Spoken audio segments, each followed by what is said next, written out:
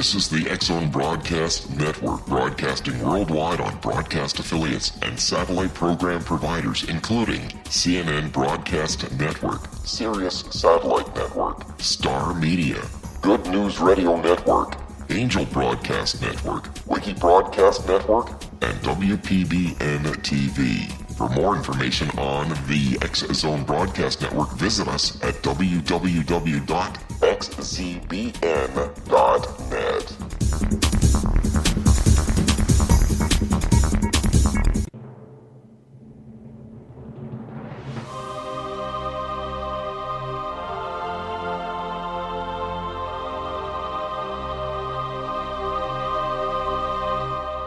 The Science of Magic with Gwilda Wiyaka is largely an opinion talk show. All opinions, comments, or statements of fact expressed by Gwilda Wiyaka's guests are strictly their own and are not to be construed as those of the Science of Magic or endorsed in any manner by Gwilda Wiyaka, Relmar McConnell Media Company, its affiliated networks, stations, or employees.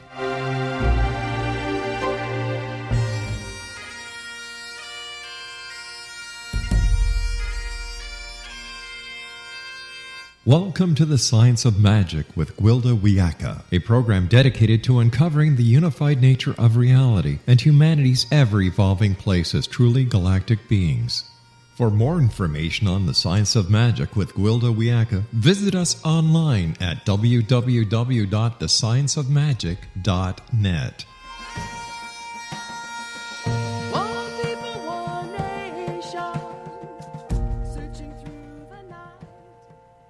Hi there, and welcome to the Science of Magic, a program combining the science and magic of today's leading topics to co-create new solutions. I'm your host, Gwilda Wiyaka. This hour we'll be exploring soul song. Most of us spend our lives building an identity which defines us within interactions, accomplishments, and our place in the human world. How ironic that we lose ourselves in the process. As we move into a time supporting unity, the old separate identity we've so diligently built over our lifetime must die. Many are struggling to uncover who and what they really are. Only through singing the authentic song of our soul can we fully participate in the grand transmutation before us. It's a challenging process, as most of us only know how to interact from ego identity. The messaging is strong that without structures of titles, accomplishments, and identities, we have no worth. We've long been shackled by guilt and shame, told what we are is not good enough, that we have to make something of ourselves. Yet we're crippled by the persona of our own making. The distorted overlay of false identity restricts our true expression, our soul song, the song of pure love. Our guest this hour may have some useful guidance in finding and expressing the song of unconditional love. With us is Dr. Thea Alexander, psychologist, metaphysical practitioner, and the creator of Love Strong. As an author and inspirational speaker, she's skilled at meeting people where they are with candor, gentleness, and love. By weaving a tapestry, bringing spirituality and the human condition, Dr. Thea has helped thousands of people create a deeper connection with their source and soul self. Thea promotes a nonjudgmental existence of enlightenment and oneness as she encourages living from love. A third-generation intuitive and spirit channel, she knows that anyone can learn to live from the love they are rather than the fear created by the human condition. Her website, livefromlove.org. Thea, thank you so much for joining us on the Science of Magic. Thank you, Gwilda. It's wonderful to be here. You're a psychologist, metaphysical practitioner. How did you come to blend the two of those? Well, it's quite a journey. I chose to come into a home with a mother who was determined to be very mentally ill. And we had many, many experiences as a child until she was no longer in my life at the age of 10. So I became very interested in psychology and the human mind, how the mind works, how our thoughts and feelings affect our subsequent behaviors. And that blended quite well with my innate spiritual gifts that I've had since I was a child. And I think they fit together quite nicely. Was your mother intuitive as well? You said you're third generation. My mother was, and also my grandfather on my father's side. How much do you think her gift had to do with her instability? I think that was most of her instability. I think it was convenient for society to label her condition as mental illness rather than viewing that perhaps she was actually quite gifted and a very wide open channel for spirit. I think that perhaps she just was not taught very well about her gifts and did not know how to close certain things down and use them only when she wanted to. It was being wide open, actually, I think, really burned her out in a lot of ways. Boy, I can relate to that. In fact, if I hadn't found my shamanic teacher, but for the grace of God, there would have gone I. So what all metaphysical skills do you have? I am primarily claircognizant and clairaudient. I channel two unique spiritual universal groups, the Seven and the Collective, that I've been channeling for approximately 10 years now. And quite often I prefer to live a more spiritually guided, intuitive life, connecting with my soul self and allowing that small inner voice to speak to me rather than relying on my ego mind to make decisions in situations about people or things that are going on around me. That's an interesting blend and a difficult one to maintain in a world that doesn't believe in it. We'll pick up with how we blend those two in this kind of a world on the other side of a short commercial break. Thea and I will return shortly, so don't go away. You're listening to The Science of Magic. Our current episodes are aired daily on the X-Zone Broadcast Network, xzbn.net. In service to our listeners, prior innovative episodes can always be accessed free of charge on our website, thescienceofmagic.net. The Science of Magic is produced by Realma McConnell Media Company out of Hamilton, Ontario, Canada.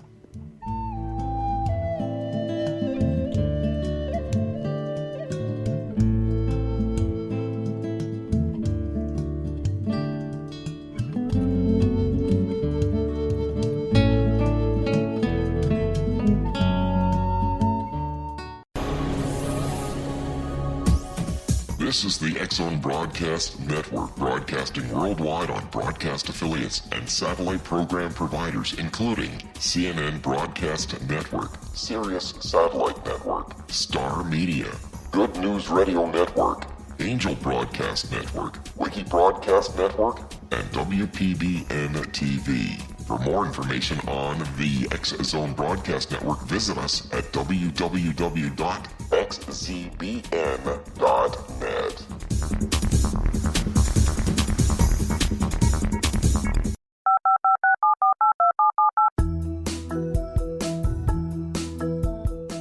Did you know that when you're on the road with limited data or Wi-Fi, you can still listen to the X-Zone Radio Show with Rob McConnell, The Science of Magic with Gwilda Wiyaka, X-1, Dimension X, Space Patrol, and every minute of the X-Zone Broadcast Network by calling 213-401-0080, courtesy of Audio Now. No smartphone, app, or internet needed. It saves your data plan, and it's free if you have unlimited minutes. Call 213-401-0080 to listen on any phone, anytime, anywhere. Remember 213-401-0080 for the best of the paranormal, parapsychology, and sci-fi radio programming anywhere, 24/7, 365.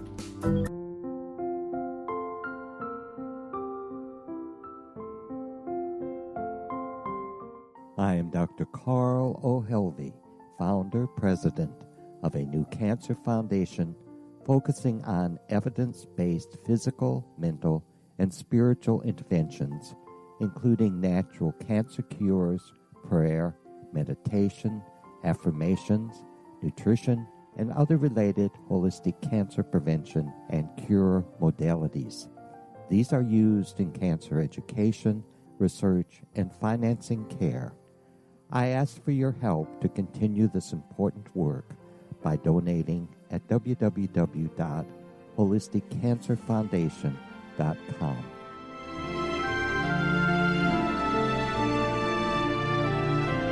Hello, I'm Pete Marsh. With my daughter Justina, we will be presenting the new radio show, Too Good to Be True. If something seems too good to be true, it usually is. But with the help of Justina's amazing gifts, we're going to gain insight into questions that don't yet have complete answers. Have you wondered who built Stonehenge and for what reason? Why are crop circles found in the same region as Stonehenge and elsewhere? Are crop circles a hoax, or are they created with technologies that we have little knowledge of? Who built the pyramids in Egypt and also in other countries? How and why were they built? Was the Titanic switched with the Britannic as part of a gigantic insurance fraud, or for more insidious reasons? What caused the Tunguska event when trees were flattened over an 800 square mile area in Siberia? Will the new insights be too good to be true? Well, that will depend on what you are prepared to believe. Please join us as we start on this journey together. For more information on Too Good to Be True, visit www.xzbn.net. Little children aren't the only ones afraid of the dark. Millions of soldiers return from war zones with PTSD, anger, frustration, fear, and loneliness, much of which surfaces during the darkness of the night. You have the chance to change the lives of these American heroes. Songs and Stories for Soldiers.us provides free MP3 players for these men and women. With a list of 3 million songs in 16 different styles, 100,000 audiobooks, and 30,000 old-time radio programs, every veteran can find something to soothe and comfort them at no cost. All our players contain an 8-hour audio program designed to help veterans fall asleep. With 1,500 plus vets now participating, it's our goal to deliver 10,000 audio players this year. Go to our website at songsandstoriesforsoldiers.us. Help us help a veteran make it through the night.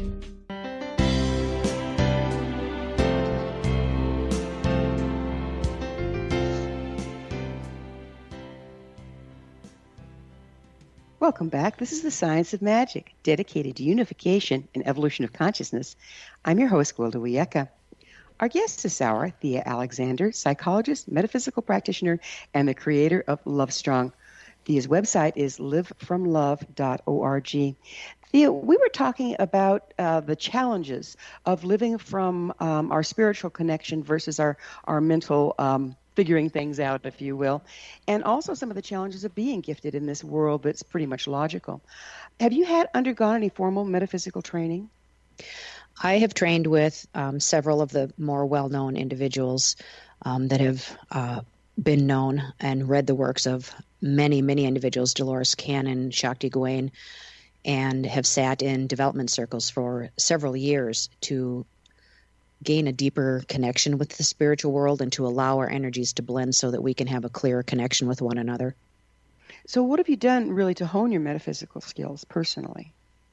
Personally, the most beneficial thing that I have done has been the gift of yoga and meditation, to really be able to ground spiritually into my physical vessel for the journey, and to learn to sit quietly within myself and drop from the headspace, that ego mind that usually controls everything we do as a human, and really learn to be comfortable being in my soul center, and to learn to hear that voice, to connect with that energy, and to come from that place rather than my mind. How can you be sure of the information you get from the metaphysical? How have you discerned that? I've learned to check it against facts. Sometimes I will fact check things that I receive. I'll receive information about a century or 2 centuries ago, things that I have never read, have never experienced. And I'll fact check. I'll get on Google, or I'll go to the library and look up different things in history so that I can ensure that the information I'm receiving is correct. Most often it's been through years of developing a trusted relationship with my guides and guardian angels that bring the information through to me. It's developing that relationship and knowing that Spirit is not intending to lead us astray or to provide us false information. They want for us to succeed and develop our connections with them in all that we do. You know, one of the difficulties is sometimes our historical facts are not correct. Have you run into that, where you tried to look something up, it didn't pan out, and yet it showed itself later? Absolutely. Absolutely. Yeah. I've actually checked with, I tend to receive quite a bit of information about indigenous peoples, and when I try to fact check what's in textbooks or written in different documents, it doesn't seem to jive energetically with me or the information that I'm receiving from Spirit. And when I talk to elders, the story that has been passed down to them from generation to generation is what matches vibrationally with the information I received versus what's written in documents for us to read, which is, sometimes someone else's truth of the situation, but energetically, it's not the truth of the situation. So the people that write it down are coming from fact reporting as they see it, and the elders are tapping into the frequency of the original happening. Is that what's going on there? That's what I believe is happening. Yes, ma'am. Do you see any conflict between the science of psychology and the magic of metaphysics? Every day. Every day. Although there are more individuals practicing counseling and psychology and social work now that are awakened light workers or are in the process of awakening, that are viewing things from a spiritual perspective, more so now than 15 or 20 years ago even. But there is a very clear distinction between the families of individuals that truly believe in the science behind the human mind, the human ego, how we develop our thoughts and feelings and our emotional responses, and those that are truly coming from a metaphysical or spiritual standpoint for our existence and our journey. Dr. Thea, what do you think it's going to take for the two to work well together? Oh boy, an awakening, a true awakening for people to really understand that we are a blend of the human condition and the soul self, that our soul is having a human experience, and that we can exist as a human in this vessel for this lifetime, but that the real spark of who we are is our soul, and that is a source of pure love, and that when we come from that place of pure love, we want nothing but the best to support and love one another. Do you find that some of your work goes into past lives as well as the current one? Yes, ma'am, it does. How do you get there from here? Well, generally, it's people become curious when we'll get to a certain place in our time together, and I will offer a past life regression session as a way to explore a current situation. And oftentimes it's about exploring the thoughts and feelings related to the current situation, the reactions and the subsequent behaviors that are happening in the now, and then approaching things from a soul perspective. And it seems to be a very natural progression that as things change, the individual's perspective changes. And then there is a desire to view experiences as a lesson to learn from, rather than a random happening that they had to survive as a human. And then the past life regression offers them an opportunity to explore the origins of their current life issues. And it can be helpful for them to recognize and identify, to help them process the thoughts and feelings and sometimes the long-held belief systems in their healing journey by looking at that past life situation. How did I become afraid of water, or had a fear of bridges, or certain pains in different areas of their body that are energy carried forward into this physical existence? What methodology do you use to regress people?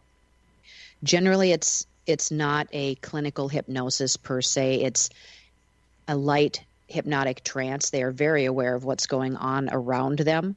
They are able to tap into another level of their energy existence outside of their current physical body and their ego mind.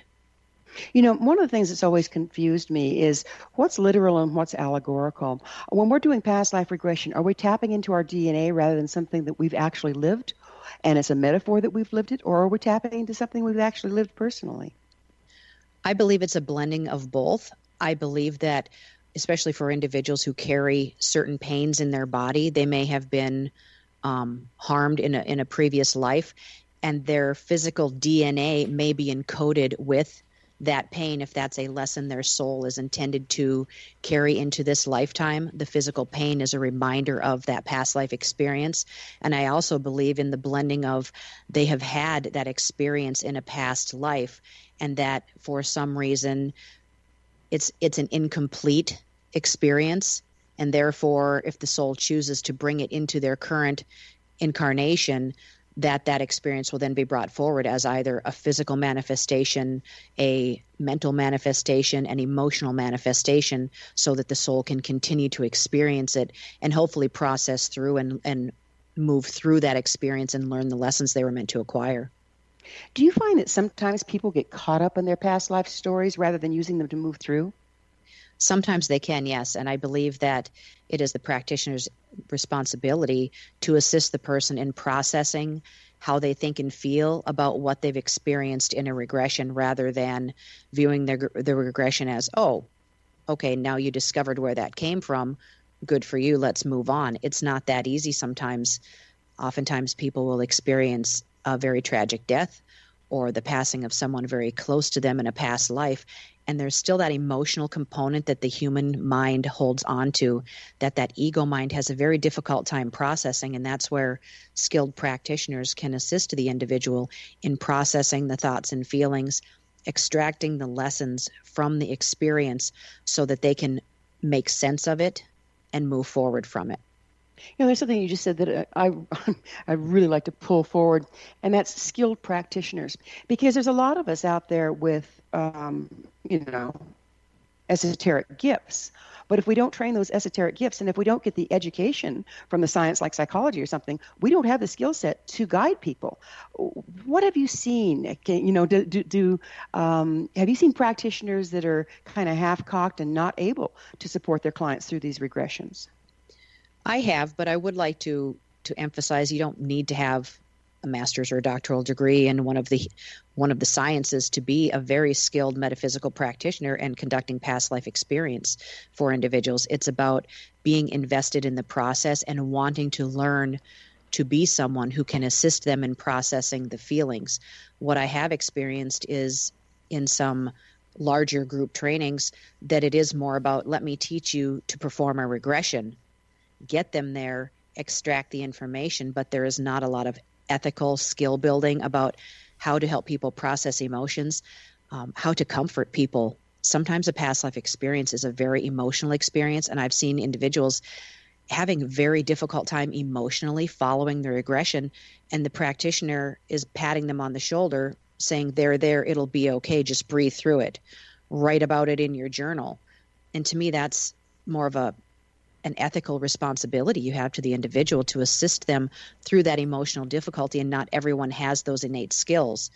And if someone is an individual that knows they are not innately comforting, innately prone to be more therapeutic in their approach, they would be the individuals I would strongly encourage to acquire more skill in that area so they can be very, very helpful to the individual that they're regressing, because not everything is a very clean-cut process in a regression.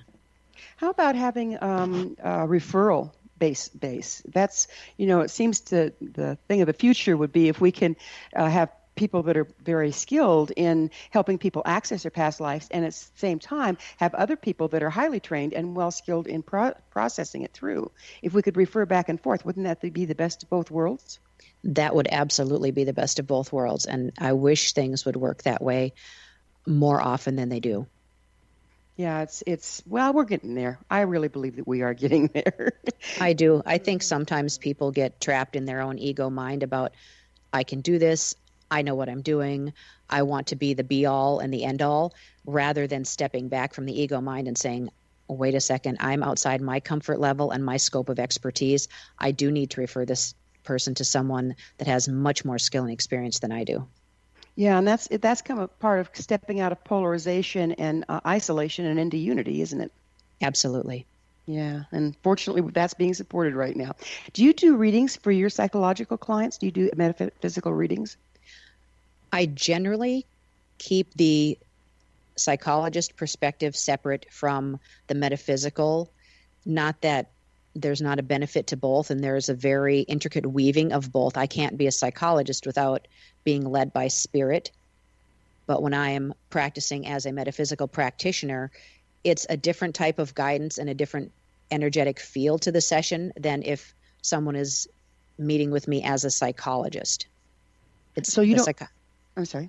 Excuse me. The psychology has more of a clinical, problem-focused, solution-based feel to it. The metaphysical is more of a self-discovery, more exploratory on a spiritual perspective. Not everyone that sees me as a psychologist believes in, nor do they want to discuss anything to do with spirituality. How do you, we have a few seconds left here, how do you bridge that? How do you know who's who to offer what to? I trust my instincts and my energy. So you can feel in a person if they're open to it. Generally, and if I'm on the fence, I will ask, are you willing to explore this in another way? And when they agree, then it's, would you like to explore this from a spiritual perspective, from a perspective of you are a soul in a physical human body, and how that would look as an experience versus from your ego mind trying to reason it.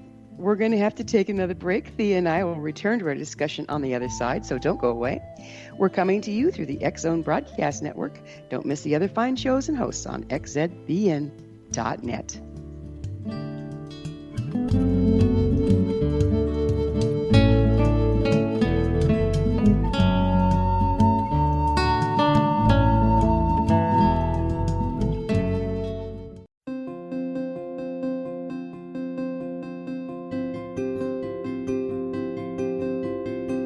Dreams are our personal gateways into infinite wisdom. Don't miss shamanic counselor and indigenously trained dream decoder Sandra Corcoran's inspiring book, Shamanic Awakening Between the Dark and the Daylight. This remarkable work chronicles Sandra's 35 years of experience with diverse wisdom keepers and her initiations throughout the Americas and across the British Isles, Turkey, Greece, and Egypt. Sandy's knowledge of symbology, psychology, and myth influence her dream blog and workshops. Sandy offers private tarot readings, international journeys, a meditative CD, as well as her book, Shamanic Awakening, to encourage you as you navigate this earth walk, creating a deeper connection to yourself and all that is. Find this and more at Sandy's website, starwalkervisions.com.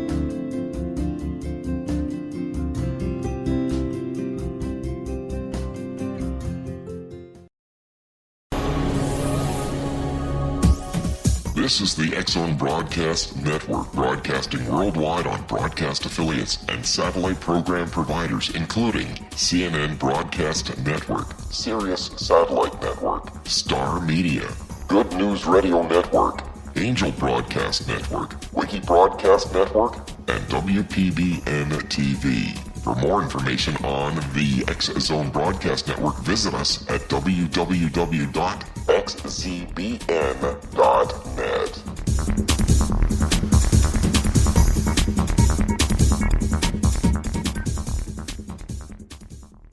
How would you like to be able to read other people's minds? Well, the next best thing is here. When you know how to read a person's name, you know how the person thinks, feels, and behaves.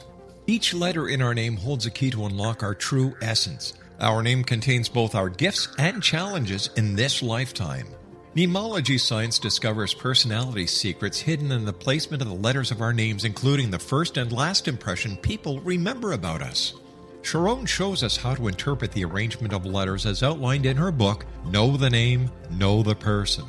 Sharon Lynn Wyeth created mnemology science after 18 years of research and testing her theories, and has supported thousands of people around the world in understanding themselves and others better. You'll enjoy Sharon's unique teachings as she shares her system to learn the gifts behind your given birth name. Even if you don't like your birth name, there are jewels in this book. If you're thinking of changing your name, ready to name your child, or wanting to get along better with others, this is the book for you. If you'd like to improve your relationships and change your life for the better, get the book today, Know the Name, Know the Person, or visit www.knowthename.com. That's www.knowthename.com.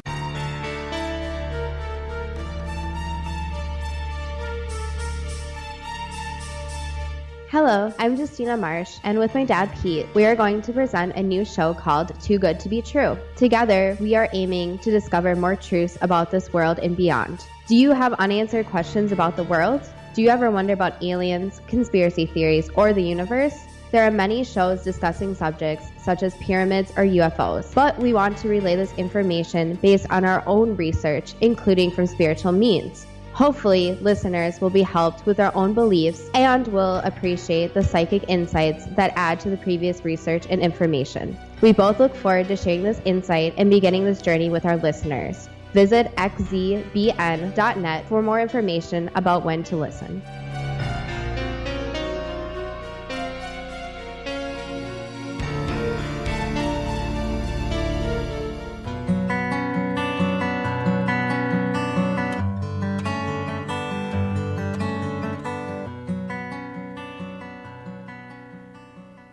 Welcome back. This is the Science of Magic, a place where magic and science come together to promote enlightenment.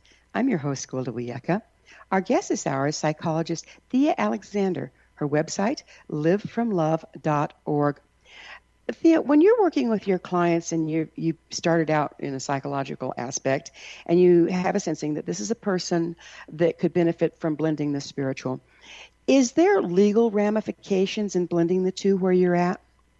Absolutely. I am expected per my license as a psychologist to adhere to specific state and federal requirements under licensing, whereas where I live, metaphysical practitioners are not currently regulated. I believe I bring a higher level of ethics and professionalism to my metaphysical interactions with individuals. Boundaries are definitely more clear and well-defined than I have generally seen, and that's just from my background as a licensed individual. I just believe there need to be very clear boundaries with individuals.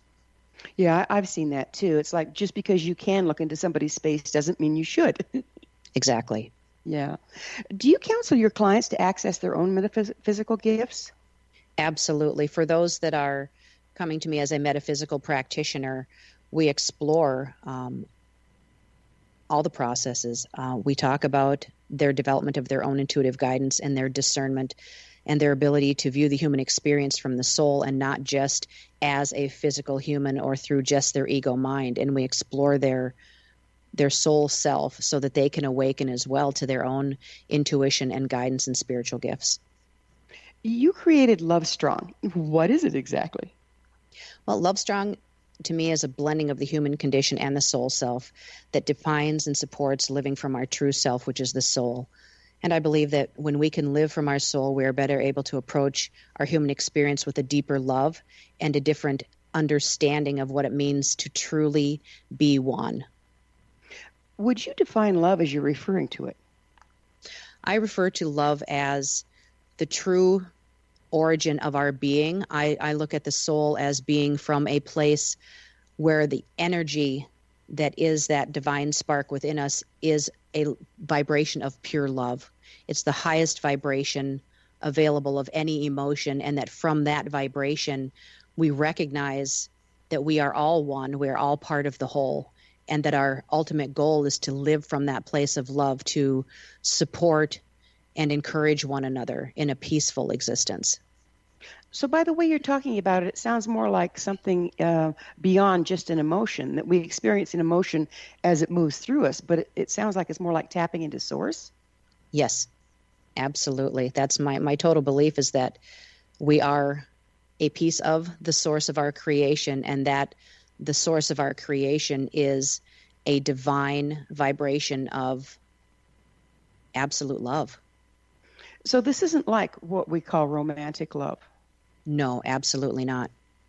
It's not a physical human emotion at all. It is a way of being from your soul energy. It's a way of recognizing others, whether it is a human person or an animal, that there is a vibration that connects all of us, and that vibration is our own divine spark of love. Do you think a lot of the horrific things we see going on the planet right now could continue if we were all coming from that place? Absolutely not. I believe we're working to evolve to a place where we recognize each other as souls first, including animals, and that we are seeking to support and love one another. My belief is that once we evolve to a level where we recognize each other as souls, regardless of the physical vessel that we are in, age, religion, race, ethnicity, it doesn't matter where we're from. When we see a soul, we will realize that by doing harm, whether it's emotional, psychological, physical harm to one, we are ultimately hurting all. And what about what we would call inanimate objects as well? I believe that there is a vibration, an energy vibration, that is equivalent to the love with which we are created. It's a different source than the living spirit within animals and human individuals, but it is nonetheless insignificant. It is from the same place. It is just in a different package. Everything vibrates. Everything has a vibrational equivalent. You say that you believe we're all created from an infinite source of love. Would you go into that a little bit for us?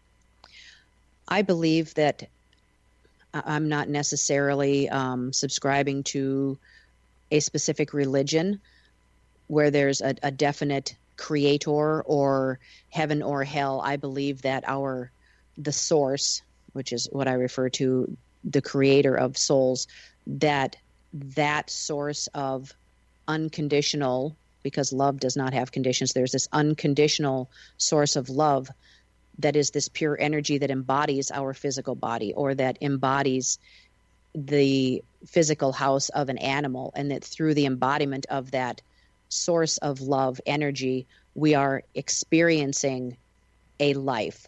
And in the life that we experience are the lessons that our souls are seeking to acquire through whichever experiences that we have, whether it's going to school, not going to school, the parents we are born to, the types of career we choose, the individuals we interact with, the experiences we have throughout our lives, marriages, divorces, childbirth experiences, friendships. I believe all of them, and the people that cross our paths, we travel together in soul families, and that those experiences shape what the knowledge we are seeking to gain as a soul so that we can further evolve. So does this have anything to do with the auric field? I mean, does the love frequency imbue the auric field or our chakras? How does that relate? I believe that the love that we are, that source in our solar plexus chakra, is radiated throughout our auric field, and the more enlightened we become and the more elevated individuals become as they incarnate, that the auric field actually changes and vibrates at a higher frequency. And then how does that relate to the push-pull in our lives, who we draw into us, who we repel? I believe in the concept that like attracts like. So if there is someone that has a higher vibration, if they are further along in the understanding and the embracing the evolvement of their own soul, that they are vibrating at a higher love frequency than someone who may not be in recognition or acknowledgement that there is a soul in their physical body. Individuals that choose to engage in negative behaviors, murders, and other things that are very harmful to people, animals, abusive emotional and physical situations. I believe that their vibration is at a lower level, and that when we come from a space of a lower vibrational level or a higher vibrational level, that the energies that are drawn to us match our energy. It seems like, even though we're entering a time of unity, it seems like there's no sitting on the fence. There's either one or the other. People are getting, in certain ways, further apart. Like there's the ones out there doing the terrorism, and there's the ones trying to bring evolution. How's that going to resolve itself? How can we help that?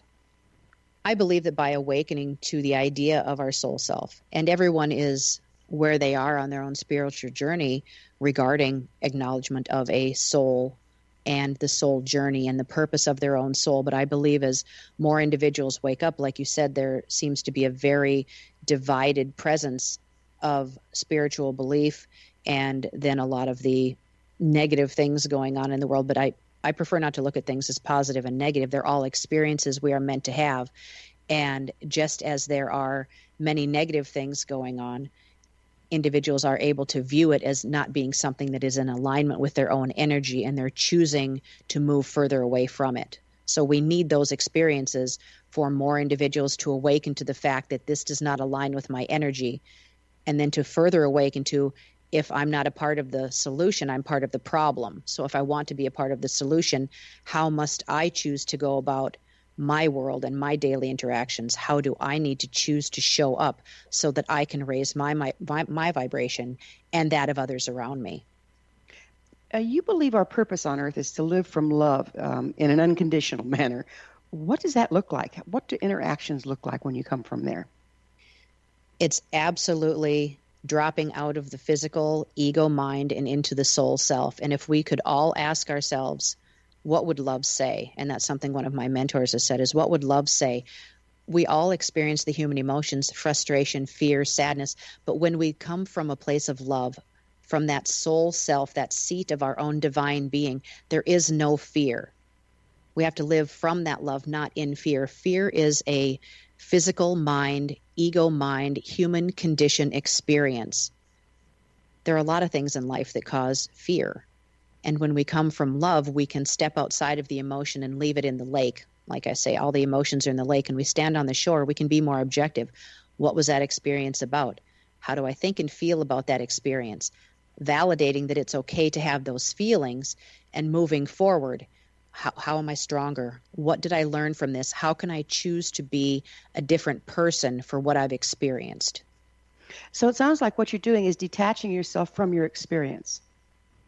To a degree, it's standing objectively away from the experience so that we can view it. It sounds very clinical in a psychological way, and like you're detaching from the emotion, but it's more about standing away from it so that you can observe it from a soul perspective. What would love say about this? What am I learning? Versus what the ego mind says. How do I feel? We have to acknowledge the ego mind because it's very intrusive. So how do I think? How do I feel? And then you drop from the ego mind into the soul space. What would love say about this? What have I learned? I've learned how I don't want to show up. I've learned how not to be a certain way with certain people, or that when I say harsh things, it's harmful to others. That doesn't match my love vibration. How can I move forward? And then you develop strategies to, when I feel impatient, I take a step back, I count to 10, I take a deep breath. It's learning to come from a place of love rather than the emotional reaction of the ego mind. So it sounds like you're developing your own witness, to put it clinically. Pretty much. But Yeah. you're standing in judgment of your own soul self, which is not judgment. You're not right or wrong, good or bad. It's standing in observance of, and then asking yourself, is this how I want to show up? Is this who aligns with my being of love? Is this beneficial and helpful and supportive of others, or isn't it? So making a discernment between who we really are and what we're going through. Exactly. Yeah, amazing, amazing. So how can we hope to achieve a life of love in our current circumstances? How do we get there from here?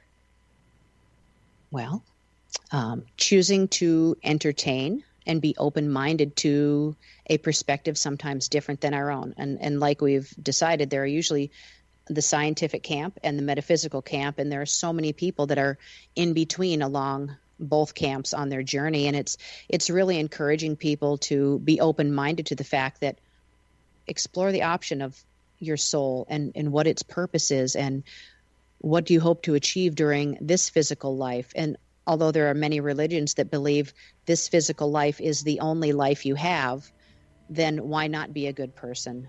What is your soul here to acquire and to impart to others on your journey? What a concept. And I think it's time for us to take another little break. We'll pick it up on the other side.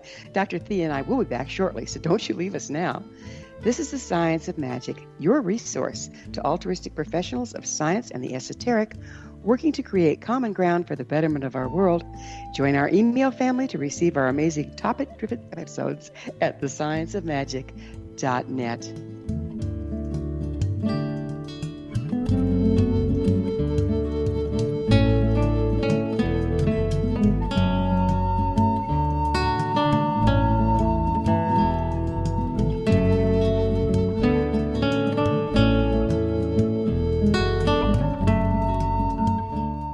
Hi everyone, Rob McConnell here, and I wanted to spend a moment on internet streaming. Everybody has heard about internet streaming, but not many know much about it. Did you know the internet streams just about everything? Movies. From new releases to old classics. TV shows. Almost every show, every episode, and much more. But the question has always been, how do you do it? Well now, thanks to the folks at 123 Ready TV, I have the answer for you. They have developed a simple program app, 123 Ready TV, that you install on your Windows PC, Android smartphone, or Android tablet that can have you streaming like a pro in less than 5 minutes. You truly won't believe how much is available or how easy it is to do until you try. And for a one-time cost of only $19.99, this product is a real winner. To learn more about 123 Ready TV, visit our website at www.xzbn.net. This is the X-Zone Broadcast Network, broadcasting worldwide on broadcast affiliates and satellite program providers, including CNN Broadcast Network, Sirius Satellite Network, Star Media, Good News Radio Network, Angel Broadcast Network, Wiki Broadcast Network, and WPBN TV. For more information on the X-Zone Broadcast Network, visit us at www.xzbn.net.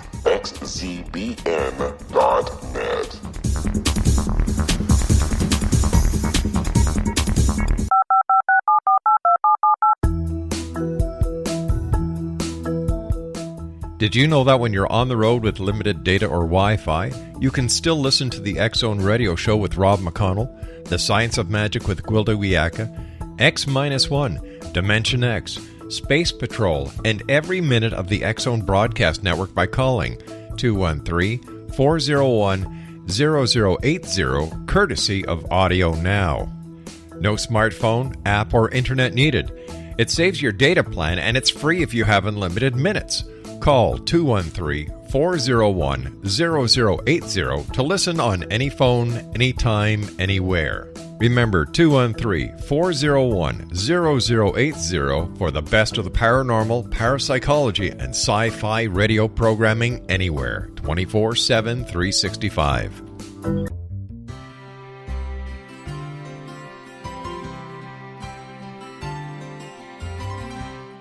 True healing must address 4 levels: physical, emotional, mental, and spiritual, for us to live joyful and productive lives. We tend to treat 3 of the 4, leaving the spiritual languishing. If you're tired of the same dysfunctional patterns cropping up in your life, Soul Balancing is for you. Trixie Phelps, owner and founder of Soul Balancing, is a naturally gifted energy healer trained in numerous esoteric forms, including shamanism. Trixie has created a powerful modality that safely and effectively clears your energetic field. A soul balancing session can remove interference, heal trauma, and restore your hope. Contact Trixie for a life-changing long-distance session today, www.soulbalancing.world.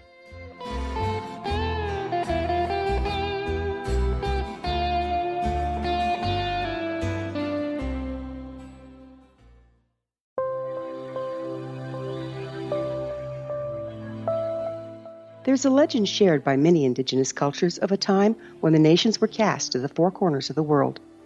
Each nation was given a body of sacred knowledge that held a different portion of the truth to preserve. True reality could not be known until all the nations reunited, combining the information. If a single one was missing, the world could not be reborn and darkness would prevail. The Science of Magic Radio is dedicated to reuniting the sacred knowledge. With the understanding, none of us has all the answers, but together we can open new perceptions and possibilities. Through our combined vision, the world can be reborn into a place where darkness no longer prevails. Join me, Gwilda Wiyaka, and the Science of Magic daily on the X-Zone Broadcast Network, xzbn.net, or visit us at thescienceofmagic.net.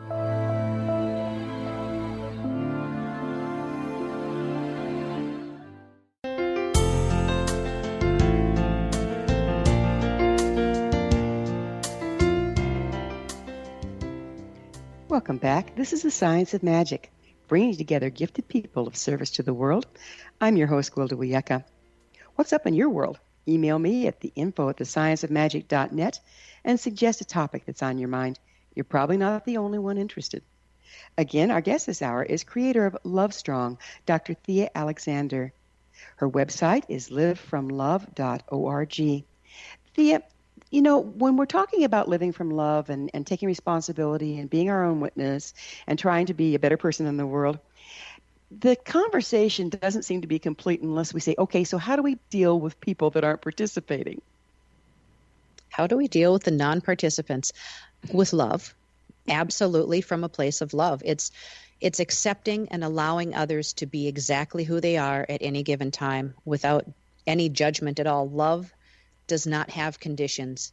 So to accept and allow, if you think about accepting and allowing as an infinity symbol of energy just flowing, you don't need to understand. There is no right or wrong. There is no good or bad. It just is. And when we feel a judgment rising, that's a good chance to stand back and, like you said, be our own witness, to be that objective observer and wondering, what is that within me that I feel the need to educate or to bring them forward? All we can do is present information. It's up to them to be open to it. So basically, we have to trust a person's path. Absolutely.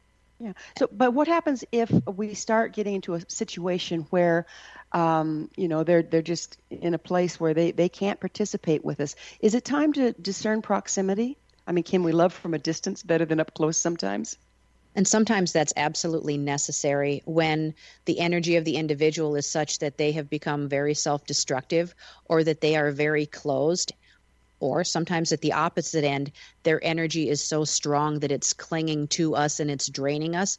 There are times that we need to protect and ground ourselves a little more, and sometimes detach emotionally from others so that we don't take on their journey for them. It is their journey, not ours. All we can do is be loving and supportive. And that, as a parent or as a spouse, that can be challenging, can't it? Absolutely. Yeah. Let's talk about fear. Tell us how you see fear blocking our ability to come from love. I see fear as the major roadblock to anyone living from their divine spark of love. I believe that fear and love cannot reside in the same house, which is our physical being, and that fear impedes our own ability to love completely. It inhibits our ability to send love, to receive love. It keeps us trapped in the ego mind where, of course, there are all of the irrational emotions, the manifestations of different challenges and roadblocks, our thought processes that sometimes run away with us and are the driving force in a lot of the situations we create for ourselves. Where do you think this fear comes from? I think most of it is created by the human mind. I think my personal belief is that through centuries we have been taught to fear consequence. We are afraid to speak out, to be the unique one, to stand in our power and stand in our truth. The fear of judgment is huge. I know science says that public speaking is one of the greatest fears. I don't think public speaking is our greatest fear. It's the fear of being judged while we're up there that is our greatest fear. Not being the same, not being liked, the judgments of good or bad, of right or wrong. It can be pretty disabling. Who does this fear serve? No one. It seems like we're conditioned into fear to keep us buckled into the system. Do you see it that way? I absolutely do. I see fear as it's a dichotomy from a psychological perspective. There are those that fear losing the illusion of the power and control they think they have, and there are those who fear not having control. So they use power and control, manipulation, coercion to their advantage to maintain or to gain that sense of control that they think they have. But control is really truly an illusion anyway, as like time. Yeah, we live in a lot of illusion, don't we? Yes, we do. What profound life experiences did you have that have enhanced your understanding of the human condition?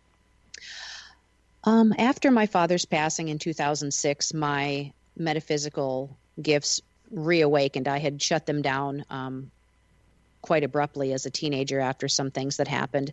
And after my father's passing, I had some amazing gifts, experiences with him so that we could move through all of the things that happened and really close out some of that energetic karma that we had. And then my first past life regression, I actually went back to source. And it was an absolute amazing experience of that love that I speak of, that oneness and that connectedness. I have never experienced such a deep, profound love in my physical experience. And I can't even explain it in words. And that's where this whole idea of love as our divine source comes from, because I have felt it and it is incredible. You know, I've experienced myself and also heard a lot of people relay that when you go through a near-death experience, you run into that too. Do you have any experience with that? I have not had a near-death as in death accident. I escaped in a near-death experience at one point, and that's when I first came in contact with my guardian angel that I saw later that day. And since that time, I've had a very close connection with my guardian angel, and we have daily communication. And I believe that it is those experiences, such as people's near-death experiences, that really do put us in touch with that soul self in a way that maybe we perhaps would have never experienced it. And if we can't experience it that way, many of us won't have the opportunity to wake up. We're too driven by that ego mind. You know, it's interesting because 201, shamanic societies or shamanic traditions use a form of shattering to initiate the would-be shaman. And isn't that what's being broken? Isn't that what they're achieving, is shattering the ego enough that we can access the guidance we need? I am the first to say I know very little about shamanism, but I do believe that it is the breaking through of that ego mind, that when we have those experiences, we're not broken per se, but it opens us to a different perspective that at that point in time we are more willing to accept. So Thea, short of having near-death experiences or deep traumas, how can the average individual start to access their guidance? The simplest form is meditation, sitting in silence and learning to quiet the ego mind and to come from a place of love, drop out of the head and into the heart or the solar plexus space, that seat of our soul. Where's the best place to get training to do this? Oh boy, there are so many resources. There are free meditations online. David G. is amazing. There are offerings through a lot of spiritual centers in people's locale, their hometowns. There are usually practitioners. If you search online, there are so many different resources. I've used several off of YouTube. So money is not an option most of the time for people if you can get the resources free online. Right. That's such a nice provision we have. We have a lot of complaints about a lot of the stuff that's online, and we do have to be careful, but it is nice that we have that provision at this point, isn't it? Absolutely. Yeah. How does your approach assist people in processing life events and clearing what blocks them from living in love? Let's see. Oftentimes, I help people develop their own intuitive guidance and that ability to discern and to at least entertain the idea of a journey of living from soul. And most oftentimes, once people experience dropping into that soul space, they learn that they truly can control how they think and feel, that they can choose how they show up every day, and that living from a vibration of love and positivity is less physically expensive to them. It's less taxing emotionally, and it just becomes a better way to be in their own space, not just for themselves, but for their friends and their family. And they find that over time, they actually prefer being in that space. And it tends to be just this natural progression of, hey, it felt really good to shut my head off. How can I get back to that place? You know, there's a lot of spontaneous remissions as a result of this kind of approach, isn't there? Yes, there are. Yeah. Yeah. You know, have you seen very many? Have you seen it work that way? Quite often, there is a little bump in the road, and then people tend to get back into that emotional mind. This stuff doesn't work. I can't do this. This isn't helpful. Or they experience a pushback energetically or sometimes verbally and emotionally from their family or those closest to them. And that causes that self-doubt. The fear takes over. Mm-hmm. And it's just fear. It's that gentle support. What would love say? When you're in your soul space, how do you feel? It's reminding them that it's a process and that it takes time, but that the positive will be a reinforcer so that when they can experience the hiccup and get right back into it, that's the best reinforcement they could ever have. So it's just self-correct. And gently. It's not about judging. I should have, I would have, I could have. It's, oh, I'm off course. What would love say? Bring myself back to center. It's not about being harsh or judgmental. It's, what did I learn from that? Well, my family's not as supportive of my meditation practice as I would like them to be. What do I need to do for me? Ask them to be respectful of my time. To be there for yourself. We're out of time, and I can't thank you enough, Thea, for being on the program. It has absolutely been a joy and a pleasure. Thank you so much. You bet. Our guest this hour has been Dr. Thea Alexander, psychologist, metaphysical practitioner, and the creator of Love Strong. Her Her website, livefromlove.org. This has been The Science of Magic. For in-depth exploration of leading-edge topics, join our email family to get our topic-driven episodes at thescienceofmagic.net. Until next time, dear ones, may you be blessed with knowledge and comforted with love as you sing your soul's song.